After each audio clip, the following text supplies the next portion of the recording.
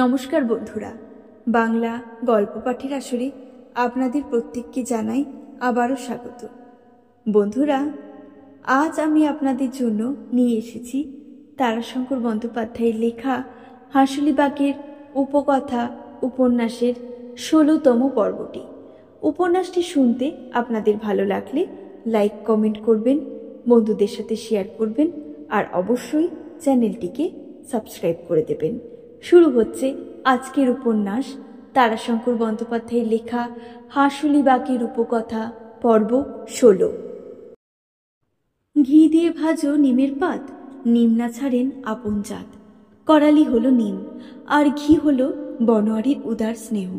কথাটা বললে নিম তেলে পানো। সকালে আজ যাবার কথা জাঙ্গলের ঘোষবাড়ি, বনোয়ারির মনিব বাড়ির ঘর ছাওয়াতে। ঘোষেদের বাইরের বাড়িটার নাম বাংলাকুঠি। একতলা লম্বা ঘরখানি সাহেবদের ডাকবাংলার ফ্যাশনে তৈরি করেছেন মাইতো ঘোষ মহাশয়। চুনকাম করিয়েছেন, মেঝে বাঁধিয়েছেন, দরজায় জানলায় সবুজ বিলাতি রং দিয়েছেন। ভেতরে ঘরঝরা চাদোয়া খাটিয়েছেন যাতে না চাল কাঠামো দেখা যায়। মায়ে টানা পাংখও খাটিয়েছেন। বাহারের ঘর, জাঙ্গলে লোকের কুটুম সজ্জন এলে ওইখানেই বাসা দেওয়া হয়। যাদের বাড়ির কুটুম তাদেরই রাখাল অথবা মানদের অথবা কৃষাণের ছেলে। এই কাহারই কেউ বারান্দায় বসে টানা পাখা টানে। কাজেই ঘরখানার সব কিছু কাহার পাড়া নখদর্পণে। সেই ঘরখানা এবার ছাওবার কথা নয়, কিন্তু হঠাৎ সেদিন হনুমানের সন্ন্যাসীর দলে যুদ্ধ লেগে ধমধম লাফিয়ে ঘরখানার চাল একেবারে তছনছ করে দিয়েছে। হনুমানের সন্ন্যাসীর দল খেপলে ভীষণ ব্যাপার। সাধারণত হনুমানের দলে থাকে ২০-৫০টা হনুমতি। তাদের দলপতি থাকে এক বিরাট হনুমান। কাহারিরা বলে গদা হনুমান। এই লম্বা, এই সাদা, দাঁতে দাঁত অনবরত শব্দ করছে, কটকট কটকট, খ্যাঁকাচ্ছে খ্যাঁকর খ্যাঁক। মধ্যে মধ্যে গম্ভীর গলায় উপ শব্দ করে লাফ দিয়ে চলেছে এ ডাল থেকে ও ডাল, এ গাছ থেকে ও গাছ, গাছ থেকে পাশের ঘরের চালে ধম করে লাফিয়ে পড়েছে। দলের মধ্যে দ্বিতীয় পুরুষ হনুমান নাই। দলের প্রতিটি হনুমতি প্রসব করে তার সন্তান। সে তীক্ষ্ণ দৃষ্টি রাখে। প্রসব হলেই সর্বাগ্রে সে খবর নেবে বাচ্চাটা হনুমান না হনুমতি। হনুমতি হলে থাকবে, হনুমান হলে সঙ্গে সঙ্গে তীক্ষ্ণ নখে বাচ্চাটাকে ছিঁড়ে টুকরো টুকরো করে কেড়ে ফেলবে। পুরুষ সন্তান হলে হনুমতিই পালায়, এখানে ওখানে লুকিয়ে থাকে। সন্তানকে খানিকটা বড় করে ওই সন্ন্যাসীর দলে সমর্পণ করে আবার ফিরে আসে নিজের দলে। সন্ন্যাসীর দলে দলপতির মধ্যে এই দলে দলপতি যুদ্ধ বাঁধে, ভীষণ যুদ্ধ। আঁচড় কামড়, চড় ছাপট, সে রক্তারক্তি ব্যাপার। এই ওর টুটি কামড়ে ছিঁড়ে দিতে চায়, ও এর বুকে নখ বসিয়ে কামড়ে ছিঁড়ে দিতে চায় তার হৃৎপিণ্ড। উপ শব্দ করে আকাশ বাতাস কেঁপে ওঠে। গোটা গ্রামের চাল তছনছ হয়ে যায়। দুবদাব শব্দে এ চাল থেকে ও চাল লাফ দিয়ে এ ওকে অনুসরণ করে। সঙ্গে সঙ্গে চারপাশে সন্ন্যাসী দল উৎসাহ ভরে আক্রোশ ভরে লাফ মারে। হনুমতির দলও লাফ দিয়ে এ চাল ও চাল করে ফেরে। তারা লাফ দেয় উৎসাহে এবং আশঙ্কায়। একজন হার না মানা পর্যন্ত যুদ্ধ থামে না। এক নাগারে ৩ দিন ৪ দিন যুদ্ধ চলে। এর উপায় নাই, প্রতিবিধানও নাই। মাইতো ঘোষের বন্দুক আছে। তিনি আক্রোশে গুলি করতে চেয়েছিলেন, কিন্তু বাড়ির লোক, গ্রামের লোক দেয় নাই। হনুমান বীর হনুমান রামচন্দ্রের বাহন। তিনি তাদের দিয়ে গিয়েছেন গাছের ডাল এবং ঘরের চালের রাজত্ব। মানুষের ফসলের একটা ভাগও দিয়ে গিয়েছেন। উনিরা হলেন পবন নন্দন। ওদের মারলে পবন ঠাকুর মেঘ আনবেন না সে অঞ্চলে? অনাবৃষ্টি হবেই। বনোয়ারিও হাত জোর করেছে মাইতো ঘোষকে। জল না হলে জাঙ্গলের সদকোপরা তবু বাঁচবেন, ঘরে ধান আছে, টাকা আছে। কিন্তু কাহার দিচ্ছে সর্বনাশ? তারা খাবে কি? স্ববংশে স্বগোষ্ঠী অনাহারে শুকোবে যে। সে তাকে প্রতিশ্রুতি দিয়েছে, গোটা কাহার পাড়া একত্র করে ৩ দিনে ঘরখানা ছাইয়ে দেবে। ঘোষ জোর করে তাগিদ দিয়েছেন পরশু। কলকাতা থেকে তার এক বন্ধু আসবেন মেয়ে ছেলে নিয়ে। বোমার ভয়ে কলকাতা থেকে আসবেন। যুদ্ধ যতদিন না মেটে বাস করবেন, সুতরাং ঘরেই লাগাতে হবে। গতকাল থেকেই তিনি লাগাবার জন্য বলেছিলেন, কিন্তু আর এক মণ্ডলের ঘরে লেগেছিল। ঘর আজ ছাওয়া হয়ে গিয়েছে, তাই কালকের দিনটি ছুটি করে নিয়েছিল বনোয়ারি। আজ লাগবে শপথ করে এ কথা বলে এসেছে। সকালেই সকল কাহার বুড়া যুবা এসে জুটল। এলো না মাতলা, নটবর, ফড়িং, হেবো। করালির কথা আলাদা, সে চন্দনপুরে খাটে। কাহার পাড়ার কাহার হয়েও কাহার নয়। এক গাছের ফল বটে, কিন্তু নিজেই বোটা ছিঁড়েছে। কিন্তু তার চারটে জোয়ান ছোকরা এলো না কেন? আর কেন, তারা চারজনে করালির সঙ্গে চন্দনপুরে গিয়েছে। রেলে কাজ নেবে, নিয়ে গিয়েছে করালি। দলের সকলে ঘাড় নাড়লে, দীর্ঘ নিঃশ্বাস ফেললে। বনোয়ারি গুম হয়ে বসে রইল কিছুক্ষণ। নিম তেলে পানার সুযোগ বুঝে বললে, ঘি দিয়ে ভাজো নিমের পাত, নিম না ছাড়েন আপন জাত। বনোয়ারি উত্তর দিতে পারলে না কথাটার। ঘোষ মহাশয়ের ঘর ছায়া অবশ্য আটকাবে না, কিন্তু এ কি হলো? এত করে গায়ে পিঠে হাত বুলিয়ে করালির মতি ফিরল না। তার নিষেধ লঙ্ঘন করে ছোকরাদের নিয়ে গেল। কাহার পাড়ায় ভাঙন ধরিয়ে ছোকরাদের হাঁটাচ্ছে চন্দনপুর ওই দক্ষিণপুরীর পথে। পাগল এলো এতক্ষণে। রাত্রিটা সে শুয়েছিল করালির উঠানে। গরমের দিন, খোলা উঠানে নিজের ঝুলিটা মাথায় নিয়ে একখানা মাদুরের ওপর শুয়েছিল। কাহারদের বাড়িতে মাদুরের বড় একটা নাই। খেজুর পাতা তালপাতার চাটায় ওরা নিজেই বুনে নেয়, ওই ওদের সম্বল। কিন্তু করালি তাকে মাদুর দিয়েছিল, নতুন মাদুর। সকালে উঠে সে এলো বনোয়ারির ওখানে। বৈশাখ মাস, ঘর ছাওয়ানোর সময়। ওইখানেই সকলের সঙ্গে দেখা হবেই। হাসি মুখে গান ধরে সে এসে দাঁড়ালো। মন হারিয়ে গিয়েছিলাম কোপাই নদীর তীরে, কে পেয়েছে ও সয়েরা, দাও আমাকে ফিরে। কিন্তু মজলিসে লোকেরা শুধু একবার মুখ তুলে একটু শুকনো হাসি হেসে আবার গম্ভীর হয়ে গেল। বনোয়ারির প্রহ্লাদ, রতনের তাকে বুকে জড়িয়ে ধরবার কথা, তারাও চুপ করে রইল। একটু পরে বনোয়ারি বললে, এলি কখন? কাল এতে। কিন্তু ব্যাপারটা কি? আনে তা এইছিস, ভালোই হয়েছে। চল। কোথা? ঘোষ মশাইয়ের বাংলা কুঠি 3 দিনে ছামু করে দিতে হবে। আয় দেখ, আমাকে কেনে, আমাকে ছেড়ে দে। কেনে? আমার ভাই। হাসলে পাগল, বললে, গান গেয়ে ভিক করে অস পেয়েছি, ও সব খাটুনিতে আমি নাই। না, তা হবে না। ওঠ, ভিক করবি? কাজ করবি না? লাজ লাগবে না? হাহা করে হেসে উঠল পাগল পরিবারের না ছেলে। সে কি না কুলো, চাল না চুলো, দিন রাত, মাস না বছর, বচা না মরা, আমার আবার লাজ শরম কিসের? বনোয়ারি হঠাৎ উত্তেজিত হয়ে উঠল, বললে, তোর শরম থাকলে কাল এতে এসে তুই আমার বাড়িতে না এসে করালির বাড়িতে উঠিস? তা তোকেই বলি, করালিকেও বলিস, ছোকরাকে বলি, কিছু না থাক জাত ধরম তো আছে না, তাও নাই। পাগল একটু ক্ষুণ্ণ হলো, বললে, এই কথা কেন বলছো ভাই? বলছি সাদে, বলছি অনেক দুঃখে। সে ছোকরা কজনকে নিয়ে চন্দনপুর গেল, বেজাত বেধম্যের আড়ত। বনোয়ারি চুপ করে গেল, আর ভাষা খুঁজে পেল না সে। কয়েক মুহূর্ত চুপ করে থেকে বলল, তুই বলছিস ভিক মানবি, গত থাকতে ভিক মানবি?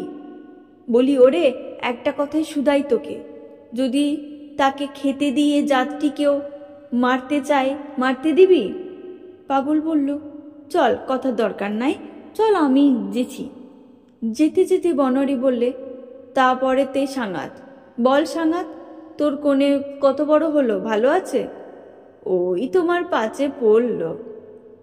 তা বেশ ডাগর হয়ে উঠেছে দিনে দিনে, এইবার বিয়ে হলেই হলো। হাসতে লাগলো পাগল। গান ধরে দিলে, এ বুড়া বয়সে হে আমার নতুন হেসা হে। সেই গানটি গা দেখিনি? কোনটি?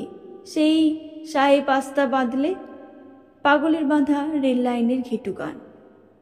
চন্দনপুরে যখন প্রথম রেল লাইন বসে তখনই ঘেটু গান বেঁধেছিল পাগল। এ গান গেয়ে খুব নাম হয়েছিল। আজ কাহারেরা কখনো কখনো গায়। ঘোষ মহাশয়ের চালে চেপে পাগল গান ধরলে, ও সাহেব আস্তা বাঁধলে, হায় কলিকাল, কালে কালে সাহেব এসে আস্তা বাঁধলে, ছোকরারা ধুলো গাইলে, 6 মাসের পথ কলের গাড়ি দণ্ডে চালালে, ও সাহেব আস্তা।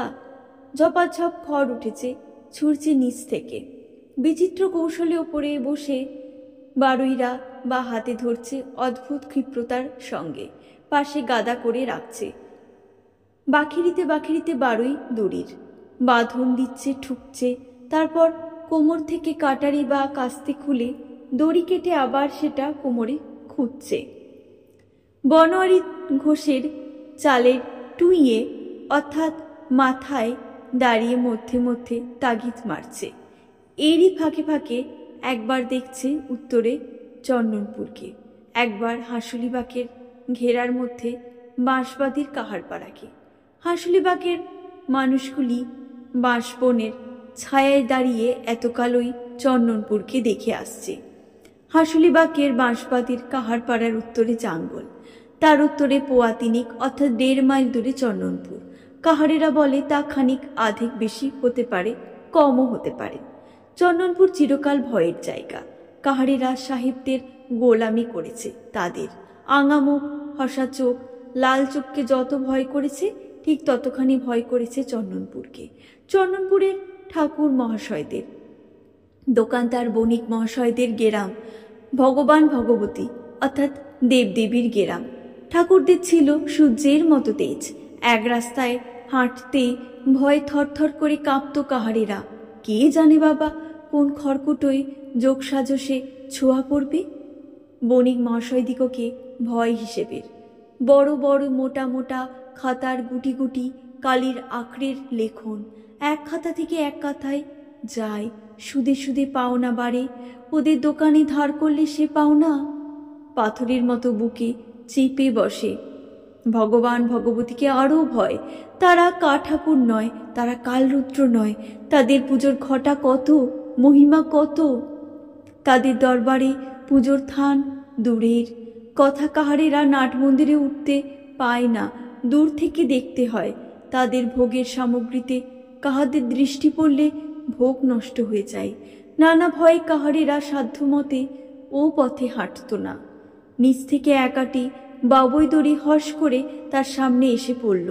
মুহূর্তে বনোয়ারি সেটাকে ধরে ফেললে, বসে পড়ল, বাঁধন দিতে লাগলো। কাজ জোর চলছে। পাগল মাতিয়েছে ভালো, যেমন গলা গাইয়ে সবচেয়ে সুখ নিয়ে ওকে পালকি বহনে এমন ছড়ার বোল ধরবে। পাগল গেয়ে চলেছে ঘেটুর গান। লালমুখো সাহেব এলো, কটা কটা চোখ, দেশ বিদেশ থেকে এলো দলে দলে লোক।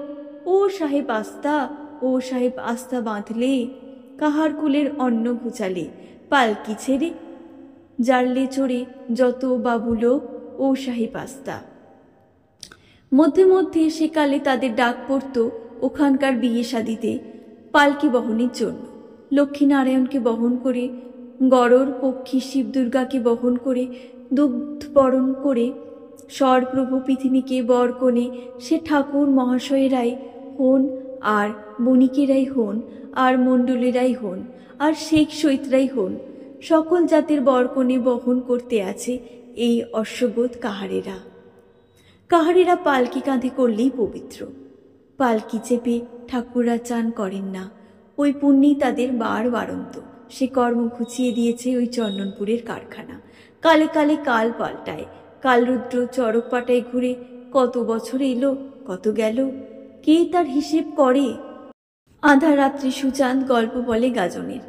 বনোয়ারির মতো কাহার মাতব্বর যারা, তারা উদাস হয়ে গভীর অন্ধকার ভরা বাষ্পনের দিকে তাকিয়ে ভাবে, দিশেহারা হয়ে যায়।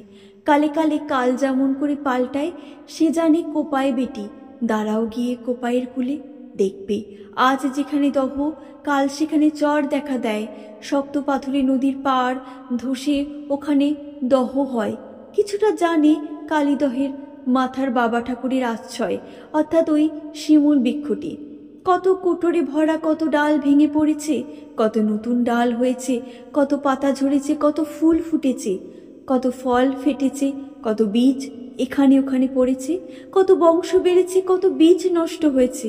ওই উনি কিছু কিছু জানেন, তবে উনি তো কথা যাকে তাকে বলেন না, বলেন সাধুকে সন্ন্যাসীকে, আর নেহাত যে বাবা ঠাকুরের সুনজরে পড়ে তাকে বলেন, দেখলাম অনেক কাল বাবা, রাম রাবণের যুদ্ধ দেখলাম, কে ঠাকুর কংসকে মারলেন দেখলাম, বর্গির হাঙ্গামা দেখলাম, সাহেবদের কুঠি দেখলাম, চৌধুরীদের আমল দেখলাম, চন্দনপুরের ঠাকুর মহাশয় বাবু মহাশয় হতে দেখলাম। কাহারদের ডাক পড়ল চন্দনপুর। সে তো এই সেদিনের কথা রে বাবা। চন্দনপুরের ঠাকুরেরা বাবু হয়ে পিরান পড়লেন, মশমশিয়ে জুতো পায়ে দিলেন, সুদ পতিত খানিকটা কম করলেন, না করে উপায় কি বল? ওরা জমি জেরাত কিনলেন, টাকা দান করতে লাগলেন, ইংরেজি শিখলেন, জমিদারিও কিনলেন কতজনে, চাকরি বাকরিতে দেশ দেশান্তরে যেতে লাগলেন। কীর্তনের দল ছিল চন্দনপুরে, সে দল ভেঙে হলো যাত্রার দল। সে যাত্রা দলে গান বনোয়ারিও শুনেছে অল্প বয়সে, তারপর হয়েছে থিয়েটার। এই কালে কাহাদের ডাক বেশি করে পড়ল চন্দনপুরে। বাবু মশাই চাষে খাটতে, বাসে খাটতে, মানে দালান কোঠার ইট বইতে, সুরকি ভাঙতে কাহার নইলে চলতো না। মেয়েদের ডাক পড়ল মজুরানি হতে।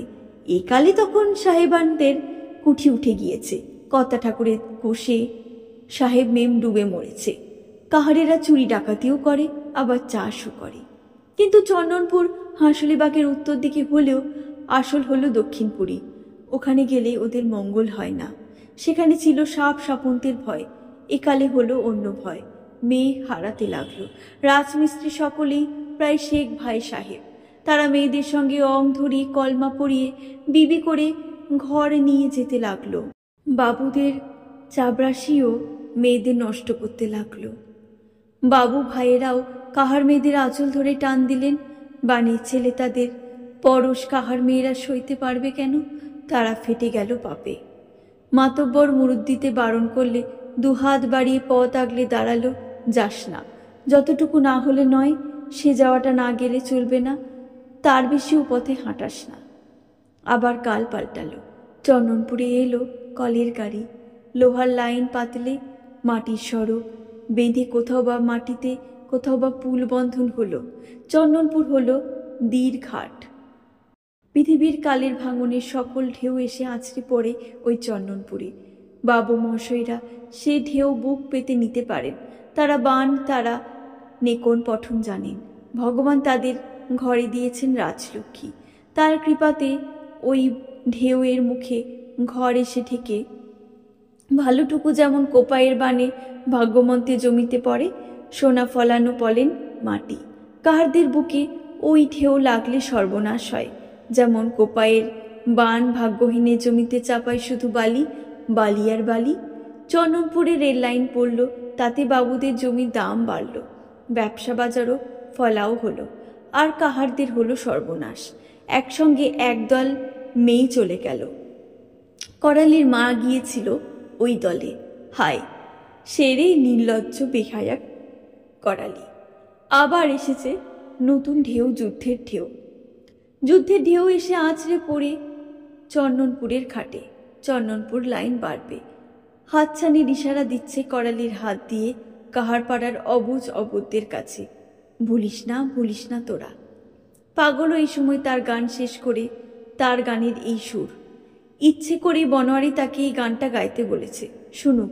যে সব ছোকরারা মনে মনে উসখুস করছে, অথচ যেতে পারছে না, দুঃসাহস হচ্ছে না, তারা শুনুক, জ্ঞান হোক। আরও একটা উদ্দেশ্য আছে। পাগল গেয়ে নিক আগে। জাতি যায়, ধর্ম যায়, মেলেচ্ছ কারখানা, ও পথে যেও না বাবা, কারবার মানা। গা, তুই এই গান গা, যা পাগল। মেয়েরা ও পথে গেলে ফেরে নাকো ঘরে, বেজাতি দিয়ে যার যায় দেশান্তরে। করালির মা গিয়েছে। কে জানে পাখির দশায় কি আছে। দীর্ঘ নিঃশ্বাস ফেলে বনোয়ারি। পাগল গান শেষ করে গায়। লক্ষ্মীরে চঞ্চল করে অলক্ষ্মীর কারখানা, ও পথে হেঁটো না, মানিক কর্তা বাবার মানা। বনোয়ারি বললে, তবে পাগল সাঙ্গাত আমার, তবে কি তবে?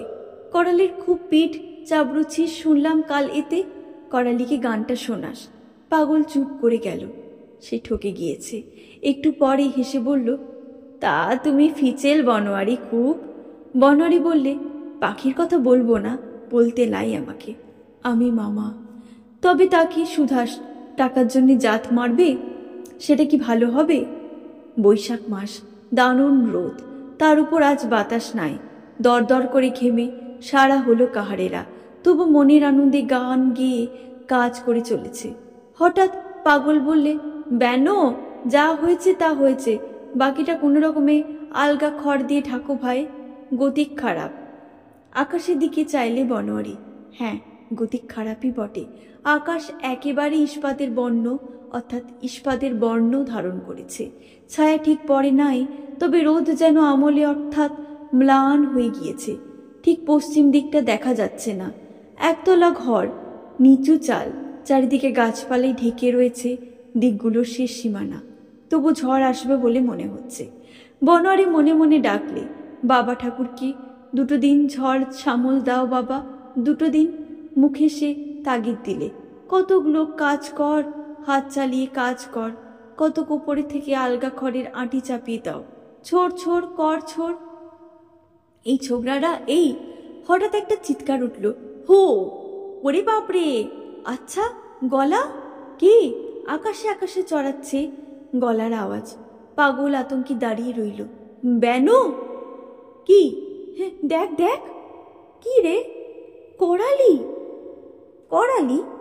করালি বাবা ঠাকুরের শিমুল গাছের ডালে চেপে চেঁচাচ্ছে। চালে দাঁড়িয়ে উঠে রইল বনোয়ারি। সর্বনাশ! আদিকালের শিমুল বৃক্ষ, বাবা ঠাকুরের আচ্ছয়, সেখানে চেপেছে করালি। পশ্চিমের দিকে তাকিয়ে চিৎকার করছে, হো! ডাকছে। কাকে ডাকছে? হো বেনো কাকা, হো হো! থরথর করে কেঁপে উঠল বনোয়ারি। ওই উঁচু শিমুল গাছ কাটায় ভরা গদি ডাল, ওর উপর উঠেছে। বাবা ঠাকুর যদি ঠেলে দেন, করালিকে লাগছে যেন পুতুলের মতো। ও ঝড় ঝড় বেনো কাকা, পেলোয় ঝড়! চাল থেকে নাম, চন্দনপুর খবর এসেছে তারে। ও বেনো কাকা! নামছে এবার করালি। পানা বলল, পড়বে। এই পড়ল না, সামলেছে। এই এই ও সামলেছে, আর দেখা যাচ্ছে না। পাখির কান্না শোনবার জন্য উদ্গ্রীব হয়ে রইল সকলে, কিন্তু বনোয়ারি কাজ ভোলে না। খড় খড়, না ঢেকে কেউ নামতে পাবা না, ঢাক ঢাক। পাগল বললে, বেনো, এইবার দেখ, কর্তা ঠাকুরের বেলগাছ আর শিমুল গাছ এক করে দেখ। কর্তা ঠাকুরের বেলগাছের পিছনে সাহেবডাঙ্গায় ওই টেকরোর অর্থাৎ চড়াইয়ের গায়ে আকাশে ও কি কালচে মেঘের কুণ্ডলি দেখা যাচ্ছে না? হ্যাঁ হ্যাঁ, ওই যেন বিদ্যুৎ লোপে অর্থাৎ চমকে উঠেছে, ফু দেওয়ার আগুনের আঁচের মতো। এই এবার, এই এবার আসছে, তাহলে আজই আসছে, আসছে নিঘাত। আকাশের হেরে অর্থাৎ বায়ুকোণে মেঘে তুলোর মতো কোন ধুনুরি যেন তার আঁতের চিলের আঘাতে আঘাতে পিচে লাফিয়ে ফুলিয়ে ছড়িয়ে দিচ্ছে। আর দুয়াটি খড় জলদি দাও। মাথাটার আর দুয়াটি চাপিয়ে দিই। আকাশের দিকে আর একবার দিকে চেয়ে বনোয়ারি চালের উপর শক্ত হয়ে বসে মাথায় বাঁধন দিতে লাগলো। ব্যাস, নাম না। নিজেই সে মইয়ের ভরসা ছেড়ে চাল থেকে লাফ দিয়ে পড়ল নিচের খড়ের কাদায়। লে, এবার ছুট দে, ঘর ঘর চ। কারপাড়ার নীল বাঁধের মাথায় দাঁড়িয়ে ডাকিনীর মতো হাঁক ছেড়ে শাপান্ত করছে নয়নের মা। ও একবারে দুহাত তুলে ডাকছে, নাচছে যেন। এসো বাবা এসো, খ্যাপা বাবা এসো, আমার কাছে এসো। এলো হাসুরিবাকের দেশের কাল বৈশাখী ঝড়। কালো মেঘের গায়ে রাঙামাটির ধুলোয় লালচে দোলই অর্থাৎ চাদর উঠছে। কালো কুষ্টি পাথরের গড়া বাবা কালরুদ্রের পরনের রক্তরাঙা প্যাটের কাপড় যেন ফুলে উঠে উঠেছে। হা করে হকতে হকতে আসছে, দুহাত দোলাতে দোলাতে, বুক দিয়ে ঠেলতে ঠেলতে, সামনে যা পড়ে সাপটে ঝাপটে তুড়ে ধরে আঁচড়ে মেরে ফেলতে ফেলতে ছুটে চলে গেল পাগলা হাতির মতো, শিং বকানো বুড়ো মোষের মতো। গাছ ভেঙে মাঝখান থেকে, ডালও ভাঙে, মূল শুদ্ধ উপরেও পড়ে। পাতা ফুল ছিঁড়ে করে সারি সারি, চালের খড় উড়ে ভাসতে ভাসতে চলে আসে বানভাসির কুটোর মতো। তাল গাছগুলো যুদ্ধ করে, মাটিতে মাথা আঁচড়ে পড়তে পড়তে আবার খাড়া হয়ে ওঠে, আবার নামে। আকাশ ছেড়ে বিদ্যুৎ খেলে কড়কড় শব্দে মেঘ ডাকে। সে আলোতে চোখে মানুষ আঁধার দেখে, সে শব্দে কানে তালা ধরে যায়, মন শুকিয়ে যায়, এতটুকু হয়ে যায়, ভাবে পৃথিবী আর থাকবে না। তবু এর মধ্যে সাহস করে বনোয়ারির বউ গোপালীবালা ঝড় ঠাকুরকে কাঠের পিঁড়ি পেতে বসতে দেয়, ঘটিতে ভরে জল দেয় পা ধুতে, বলে, ঠাকুর শান্ত হয়ে বস। বনোয়ারি ঘরের মধ্যে বসে স্থির দৃষ্টিতে তাকিয়ে দেখে, ও অনেকদিন এমন ঝড় হয় নাই। ওরে বারে, কি প্রচণ্ড ব্যাপার, পোলোই হয়ে যাবে তো। আলোতে ধেঁধে গেল সমস্ত, কড়কড় শব্দে ধর করে কেঁপে উঠল পৃথিবী। বাজ পড়ল কোথায়? ওরে বাপ রে, মাঠের সেই তাল গাছটায় মাথা জ্বলতে লেগেছে। ও কি, ও কার ঘর? কার ঘরের চালখানা দেওয়াল ছেড়ে ঝড়ের বেগে উঠেছে আর নামছে, নতুন ঘরে চাওয়া ছাল। করালির ঘর লয়? হ্যাঁ, করালির ঘরই তো। ঝড় বইছে উত্তর পশ্চিম কোণ থেকে, ঘরের উত্তর পশ্চিম কোণটা উঠেছে আর নামছে, বুনো মোষ যেন শিং লাগিয়ে ঠেলে ঠেলে তুলছে চালখানা। গেল আর বুঝি থামবে না, ক্রমশ যেন দেওয়াল ছেড়ে বেশি ফাঁক হয়ে উঠেছে। এই এই সর্বনাশ! দেওয়াল ছেড়ে গোটা চালখানায় ভেসে উঠল আকাশে, চলল তীর বেগে, ভেসে চলল মাঠের দিকে ঝড়ের হাওয়ার মুখে। হঠাৎ একটু কাত হলো, তারপর হলো পুরো কাত, ঘুরপাক খেয়ে কয়েকবার নিচে পড়ল হুমড়ি খেয়ে, হাঁসুলি বাঁকের মাঝ মাঠে পড়ল। বনোয়ারি ঘর থেকে বেরিয়ে এলো, সঙ্গে সঙ্গে বেরিয়ে এলো পাগল। কার ঘর বেন? করালির মনে হচ্ছে। করালির? হ্যাঁ, আর তার সন্দেহ নাই, নয়নের মায়ের কণ্ঠস্বর শুনতে পাচ্ছে এই ঝড়ের মধ্যেও। করালির ঘর উঠছে, তাতে আক্রোশ মেটার আনন্দে নয়নের মা তারস্বরে এই ঝড়ের মধ্যে যেন সুরে সুর মিটিয়ে গাল দিচ্ছে। শিউরে উঠল বনোয়ারি নয়নের মায়ের গালাগাল শুনে। হাঁসুলি বাঁকের উপকথায় গালাগাল সাপসাপান্ত কোনো কিছুতে রেয়াত করে না, ক্ষমা নাই, ঘেন্নাও নাই তার মধ্যে। চোখের মাথা খায়, গতরের মাথা খায়, স্বামী পুত্রকে জমের মুখে দেয়, ঘর সংসার জ্বালিয়ে ছাড়বারে দেবার জন্য ভগবানকে ডাকে। চুল যায় এলিয়ে, অঙ্গের বসন খুলে পড়ে, সেদিকে দৃপ্পাত করে না। আক্রোশে ক্রোধে উন্মত্ত হয়ে কাহারের মেয়ে গাল দিতে দিতে নাচতে থাকে, হাতে তালি দেয়, কখনো কখনো দুলতে থাকে। সে সবে বনোয়ারি জানে, শুনতে কটু লাগে, লইলে ওতে কিছু হয় না, এত অভিজ্ঞতা তার আছে। গত জন্মের করম দোষে ছোট জাতটা হয়ে জন্মেছে, এই জন্মেতে এমন কিছু পুণ্যি করে নাই যে যা বলবে তাই ফলবে। ভয়, ব্যান, বৈদ্য বড় জাত মহাশয় জীবকেও জিভের বাক্যিতে আর শিবের বাক্যিতে তফাৎ নাই। নয়নের মায়ের গালাগাছ শুনে আজ শিউরে ওঠে নাই বনোয়ারি, শিউরে উঠেছে নয়নের মা ঝড়ের মধ্যে যা দেখেছে তাই শুনে। নয়নের মা হাহা করে হাসছে আর হাততালি দিয়ে বলছে, মেঘের কোণে বাবার বাহন ফনা তুলে উঠেছে, কলকলিয়ে জীব কামড়াচ্ছে আর কাটছে, অর্থাৎ বার করছে, ফুসফুসিয়ে গজরাচ্ছে। আগুনের আছে ঝলসানো অঙ্গের দাহতে খেপে উঠেছে, আকাশে মাথা ঠেকিয়ে ঝড় উঠেছে। আমি চোখে দেখলাম, যে মেরেছে পুড়েছে, তার ঘরে দিল উড়িয়ে। হে কর্তা বাবা, হে বাবা ঠাকুর, তুমি খেপে ওঠো বাবা, বাহনের মাথায় উঠে দাঁড়াও এইবার, আকাশের বাজ নিয়ে নষ্ট দুষ্ট বদ মেজাজের মাথায় ফেলো বাবা, কড়কড় করে ডাকো মেরে, হাঁক মেরে ফেলে দাও বাবা বাজ, পুড়ে ফেটে মরে যাক ছটফটিয়ে, হে বাবা, হে বাবা, হে বাবা। থরথর করে কেঁপে উঠল বনোয়ারি। সে বিচিত্র ভরণ ভয়ঙ্কর সাপটি পুড়ে মরবার দৃশ্যটি তার মনে পড়ে গেল। সুজাত পিসি প্রথমে কথা বলেছিল, তারও মনে কথাটির ওপর বিশ্বাস হয়েছিল কিছু কিছু। আজ লয়ালের মা এ কি বলছে? চোখে দেখেছে ও, সে ওই মেঘের মধ্যে তার ফনা, তার জীব। পাগল বিস্মিত হয়ে গেল তার ভয়াত্ম দৃষ্টি দেখে। সে ঘটনার কিছুই জানে না সে, তবু খানিকটা আভাস পেয়েছে মাত্র। তবু সে বাঁশপাতির কাহার, খানিকটা অনুমান করতে পারছে বনোয়ারির ভয়, সঙ্গে তারও ভয় লাগছে। সে ভীতকণ্ঠে ডাকলে, বেনো। কি হলো? বনোয়ারি আঙুল দেখালে আকাশের দিকে। ওই দেখ। বনোয়ারি আকাশের দিকে চেয়ে রয়েছে। মোটা মোটা জলের ফেটা এসে চোখে পড়ছে, তবু সে চেয়ে রয়েছে আকাশের বায়ুকোণের দিকে। বৃষ্টির ধারায় আকাশে ধুলো ধুয়ে নেমে গিয়েছে মাটিতে। আকাশের বাতাসের বেগে মেঘপুঞ্জে দ্রুত আবর্তন স্পষ্ট দেখা যাচ্ছে। সাদা কালো মেঘের বিচিত্র বর্ণসংস্থান হয়েছে এখানে সেখানে।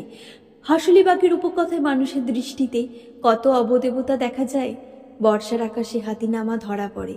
কোপাইয়ের বন্যায় বড় মশাল জ্বালিয়ে যক্ষের নৌকা আসা দেখতে পাওয়া যায়। আজও নয়নের মা দেখেছে মেঘের মধ্যে, ঝড়ের মধ্যে কর্তা ঠাকুরের বাহনকে দেখেছে। বনোয়ারি যেন দেখতে পাচ্ছে হা হা কর্তা ঠাকুরের বাহনকে। মেঘের চেহারার মধ্যে সেই মা মনসার বেটি কর্তা ঠাকুরের বাহন চন্দ্রবোড়া সাপটির দেহের বর্ণ বৈচিত্র্যের সঙ্গে মেঘের সাদা কালো রঙের বর্ণসংস্থানের স্পষ্ট মিল দেখতে পাচ্ছে। পাগল বুঝতে চেষ্টা করেও ঠিক বুঝতে পারলে না বনোয়ারি কি দেখতে পেয়েছে। তবে সেও কাহার, সেও একটা সম্ভাবনা দেখতে পেল মেঘ এবং প্রকৃতির গতিকের মধ্যে থেকে। সে শঙ্কিতভাবে গায়ে হাত দিয়ে বনোয়ারিকে সচেতন করে ডাকলে, বেনো বেনো, পাথর পড়বে বেনো। পাথর? হ্যাঁ পাথর। বৃষ্টি অত্যন্ত মৃদু হয়ে এসেছে। দুটি চারটে শিল কুচি পড়তে শুরু করেছে। ঘরকে চল। পাগল বনোয়ারি হাত ধরে টানছে। বনোয়ারি হাত ছাড়িয়ে নিলে। পাপ করালি, ছাড় পাগল ছাড়। আগে হে বাবা ঠাকুর ক্ষমা কর, তুমি মার্জনা করো। পাগল টেনে বনোয়ারিকে ঘরের মধ্যে নিয়ে গেল। দেখতে দেখতে শিলাবৃষ্টি প্রবল হয়ে উঠল। ছোট ছোট ছেলেরা মাথায় হাত দিয়ে উঠানে নেমে শিলের টুকরো কুড়িয়ে খেতে আরম্ভ করলে। প্রবীণেরা তাদের ধমক দিয়ে উপরে তুললে। মেয়েরা ছুটে গেল নীল বাঁধের তটে। নীলের বাঁধের জলে আসছে হাঁসগুলো। মরবে ওগুলো, হয়তো মরবে, জলে ডুবে মরবে। অবশ্য ওরা থাকতে পারে, কিন্তু কতক্ষণ থাকবে? আয় আয় কো কো আয়, কোর কোর। তি তি চমকে উঠল বনোয়ারি। একটা কণ্ঠস্বর। কালো বউ। কালো বউ দুটো হাঁস বগলে নিয়ে বক্র কটাক্ষ হেনে চলে গেল। যাক, ও ভাবনার সময় নাই বনোয়ারির। পাগল বললে, ভাগ্য ভালো, ছাগলগুলো ঘরে ঢুকেছে। পাগলের পাশেই ব্যানর ছাগল চারটে দাঁড়িয়ে জল ছাড়ছে মধ্যে মধ্যে। রোয়াগুলো খাড়া হয়ে উঠেছে, বেশ নিশ্চিন্ত হয়ে রোমন্থন করছে। শিল পড়ছে অজস্র ধারে, ক্রমশ মোটা হচ্ছে আকারে। ঝরঝর শব্দ করছে, চালে ধূপ ধূপ শব্দ হচ্ছে, জলে চরচর শব্দ উঠেছে। নীল বাঁধের পদ্মগুলো ফুটে ফেটে যাচ্ছে, ছিঁড়ে টুকরো টুকরো হয়ে যাচ্ছে পাতাগুলো। কাহারেরা স্তব্ধ হয়ে গিয়েছে, দেখছে শিলাবৃষ্টি। নয়নের মায়ের কণ্ঠস্বর পর্যন্ত থেমে এসেছে। মাঠঘাট, ঘরের চাল সমস্ত শিলার খণ্ডে ছিঁয়ে গেল সাদা হয়ে। ঝড় বৃষ্টি শিলাবর্ষণে লণ্ডভণ্ড করে ঘণ্টা দুয়েক পর আকাশ পরিষ্কার হয়ে গেল। কাল বৈশাখী থেমে গেল। অস্ত যাবার মুখে সূর্যও দেখা দিলে। লাল হয়ে গেল আকাশটা। ঝড় বৃষ্টির পরে কাহার পাড়ার মেয়েরা ছেলেরা ছুটল বন বাদার খুঁজতে। কোথায় ডাল ভেঙেছে, পালা ভেঙে তাল গাছে শুকনো পাতা খসেছে, কুড়িয়ে আনতে হবে। প্রবীণরাও ঘর দোর পরিষ্কার করতে লাগলো। ঘর কুটোটা ঝড়ে শিলে ছিঁড়ে খসে পড়া গাছের কচা পাতায় উঠোনে ছিঁয়ে এসেছে। নুসুবেলা সুচাঁদ কাঁদছে তারস্বরে। হাঁসুলিপাকের নিয়ম। বসন মাথায় হাত দিয়ে বসে আছে। ওদিকে নয়নের মা এখনই ধেই ধেই করে নাচছে। ও ঘরে চালও আধখানা উড়েছে, তাতে ভ্রুক্ষেপ নাই। পাখি করালিকে বলছে, শোন শোন কি বলছে হারামজাদি, অর্থাৎ নয়নের মা। করালি একদৃষ্টে চেয়ে রয়েছে চাল শূন্য ঘরখানার দিকে। মধ্যে মধ্যে বলছে, শালো শালো, নীলি নীলি, আমার ঘরটাই নীলি। পাগল এসে দাঁড়ালো। করালি বলছে, দেখ। দেখলাম। শালে, আমার ওপর দিয়ে গেল রে ঝড়টা। পাথর টাথর বাজে নাই তো? বেশ হেসে উঠল করালি। বললে, সে এক কাণ্ড। ঘরের মধ্যে খাটিয়ার তলায় গরুর মতো হো হো করে হেসে উঠল করালি। বললে, পাখি কিছুতেই ঢুকবে না, টেনে বুঝেছ কি না হেঁচড়ে ঢোকালাম। তারপরেতে খটখট পটপট ও। মাতলা নটব্বর এলো। মাতলা বললে, আহ, এমন সুন্দর করে ঘরখানা সাজালে। দূর শালো, আবার করব। শালুর চালকে এবার লোহার তার দিয়ে বাঁধব, দেখ না। তারপর বসলো ওদের মজলিস, করালির মজলিস। পাগল ধীরে ধীরে অনেক বোঝালে করালিকে। বনোয়ারির কথা তার মনে লেগেছে। শেষে বললে, বনোয়ারি একটা দামি কথা বলেছে। বললে, টাকা দিয়ে যদি কেউ বলে জাতটি দাও, দেবে তুমি? হো হো করে হেসে উঠল করালি।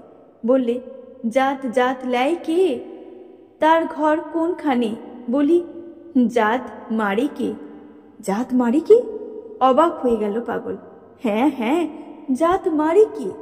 জাত জাত যায় পরের এঁটো খেলে, কুড়োলে, ছোঁয়া খেলে যায় না। জাত ওদের গিয়েছে, আমার যাই লাই, বুঝেছ? আমার জাত মারে কে? পাগল ঘাড় নেড়ে বুঝতে চেষ্টা করছিল কথাটার মানে নাই, কিন্তু কথার মতো কথা বটে। ডাকাবুকুর মতো কথা, জবরদস্তের মতো কথা, বেশ কথা। একজন এসে ডাকলে বাইরে থেকে, পাগল দাদা, মাতব্বর ডাকছে। কেন রে? এই তো এলাম। মিত্তি গোপালপুরের মিত্তি মহাশয়ের ঘরের মোগ এসেছে, বিয়ে, দুখানা পালকির কাহার চাই, আয় বিশের দল চাই। বন্ধুরা, আপনারা এতক্ষণ ধরে শুনছিলেন তারাশঙ্কর বন্দ্যোপাধ্যায়ের লেখা হাঁসুলিবাকের উপকথা উপন্যাসের ১৬তম পর্বটি। উপন্যাসটি শুনতে আপনাদের ভালো লেগে থাকলে লাইক কমেন্ট করবেন, বন্ধুদের সাথে শেয়ার করবেন, আর অবশ্যই পরবর্তী পর্বগুলি শুনতে চ্যানেলটিকে সাবস্ক্রাইব করে দেবেন। আবারও আপনাদের কাছে হাজির হব অন্য কোনো গল্প, কবিতা কিংবা এই উপন্যাস নিয়ে। ততদিনে ভালো থাকবেন। Thank you.